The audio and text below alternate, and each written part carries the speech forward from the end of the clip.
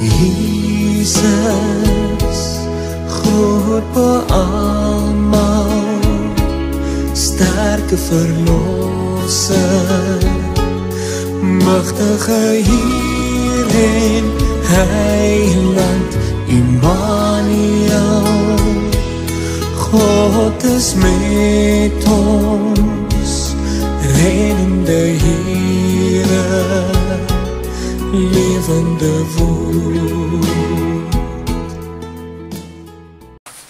Goeiedag. Volgens professor Koenig lei ons wat die kinderdoop aanvaar uit die karakter van die verbond met Abraham af, dat kinders van gelowiges ook in die Nuwe Testament 'n plek in hierdie verbond het. In hierdie verbond is altyd twee groepe opgeneem, buitestanders en gelowiges se kinders. Daar is geen sprake in die Nuwe Testament dat die verbond verander het nie. Daarteenoor gaan die teenstanders van die kinderdoop uit van die feit dat mense wat in die tyd van die Nuwe Testament gedoop is, eers self moes glo. Hulle lei dan af dat gelowiges se kinders ook aan hierdie vereiste moet voldoen. Dit word nie pertinent so in die Bybel gesê nie. Die teenstanders van die kinderdoop lei dit net af. As beide standpunte dus op afleidings gegrond is, en in elke geval 'n taamlike oortuigende afleiding is dit seker gepas om vir mekaar respek te hê en mekaar as medegelowiges te aanvaar. En dan is dit seker ook gepas om mekaar nie teen te werk nie, maar ruimte vir mekaar te maak. Ons was nou baie lank besig met Paulus se gebruik van Abraham.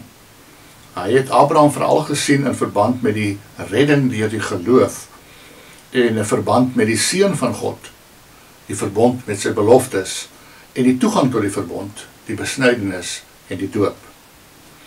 Dit is interessant dat Jakobus heeltemal van 'n ander kant af na Abraham kyk. Die feit dat hy glad nie die sentrale begrip aanhaal wat Paulus in sy redenasie gebruik nie, die werke van die wet, mag al in hierdie rigting wys. Hy skryf oor die belang van goeie werke, nie wetswerke nie, Jakobus 2. Daar's baie mense wat oortuig is dat hy eintlik teenoor Paulus standpunt inneem, terwyl Paulus geleer het, ons word nie deur werke gered nie, maar net deur geloof, Galasiërs 2 vers 16. So Jakobus dan leer, ons word eintlik deur goeie werke gered.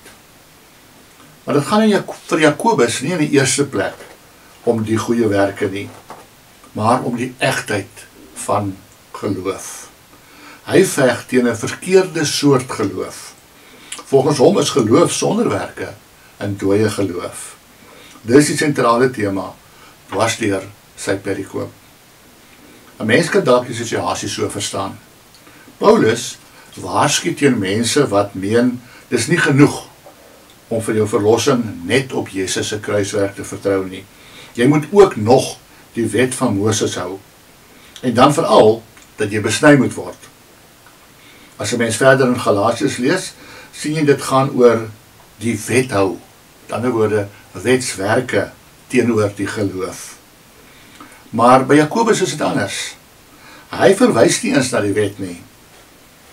Paulus was in 'n situasie waarin gelowiges uit die Fariseërs die heidene wou verplig om bo en behalwe hulle vertroue op Jesus ook nog die wet van Moses te hou.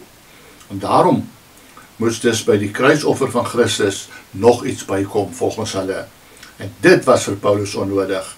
Daarom beklemtoon hy geloof as al wat nodig is om die redding te verkry. Ons sal môre 'n bietjie meer kyk na Jakobus se siening. Kom ons bid saam. Dierbare Here Jesus, dankie dat U vir ons die volle prys vir ons redding betaal het. Help vir ons om te glo dat dit genoeg is, dat ons niks daar hoef by te voeg nie, maar dat U genade en ons geloof daarin genoeg is om ons redding te verseker. In Jesus se naam. Amen.